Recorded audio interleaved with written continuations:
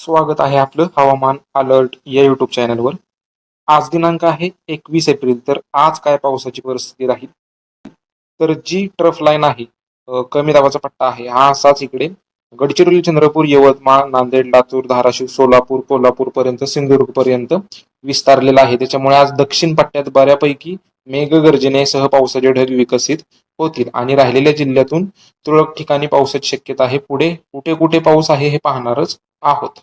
जर आजचा सविस्तर अंदाज जर पाहायचा गेला, तर आज इकडे चंद्रपूर, गडचिरोली, यवतमाळ, नांदेड, लातूर, धाराशिव, सोलापूर हा जो पट्टा आहे, या भागातून मेघगर्जनेसह पावसाचा अंदाज आहे.